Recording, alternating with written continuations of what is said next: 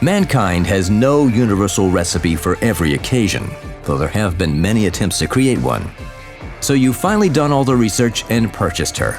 Your first Tier 8 ship, New Orleans, achieved through great effort and perseverance. Here she is, the cruiser of your dreams, beautiful and majestic like the Lincoln Memorial. Having thoroughly enjoyed her beauty and lost a couple of battles, it's probably time to figure out how to dominate the seas with this ship.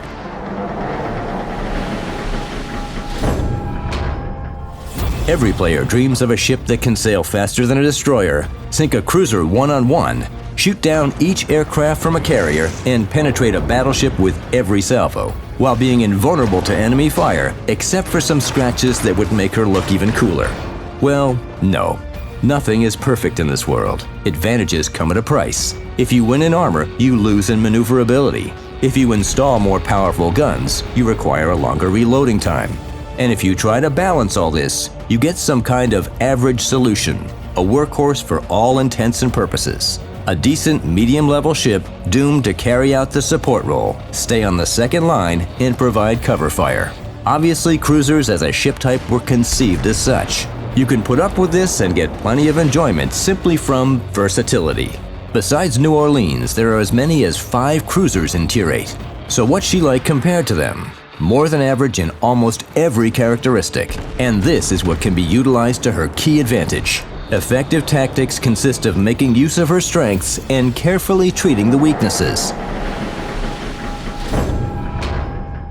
So what nice and useful features can be offered by New Orleans? Of course, it's her primary armament. With an average range of fire, New Orleans can boast a good penetration capability with armor-piercing shells due to a lower angle of approach. This is a national trait for U.S. cruisers at Tiers 7 through 10. Her guns feature good grouping of shots and accuracy, 14 seconds of loading time, and decent turret traverse speed. The ship's survivability is okay, as her citadel is low and her armor is thick enough for a cruiser. But the cruiser's key strength is the best maneuverability in her tier, if you're able to put it to good use, of course. There's the surveillance radar. Active for 30 seconds, it allows you to make 3 salvos at a destroyer hiding in smoke. The ship's anti-aircraft armament is also good, but only for self-defense, since the long-range AA guns are weak and their engagement area is small. New Orleans armor can be penetrated by any battleship, and there are no torpedoes on board.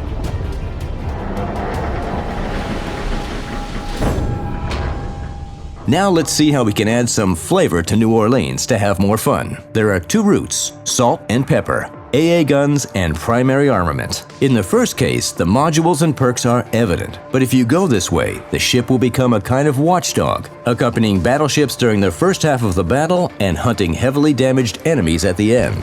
As for pepper, it's a lot more curious. Make sure you install the surveillance radar, reinforce the primary armament, increase survivability, and don't stick your neck out. Your main targets will be destroyers and single-sailing cruisers of your tier. When facing the latter, you just angle your ship to the enemy properly and have a lot of fun. When you are alone, do not approach enemy battleships. The same for high-tier cruisers. Of course you could, but the consequences will be yours. As for a close engagement, it's not that you shouldn't get into one, there's just no point. And don't forget to maneuver, constantly. It's like jogging every morning. It makes your life longer.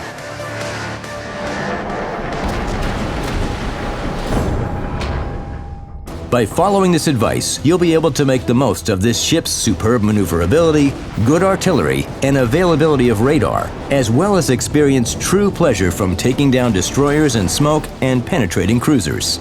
A good battle with New Orleans is a long battle. This ship reveals her potential closer to the end of the battle, so it's worth surviving until then.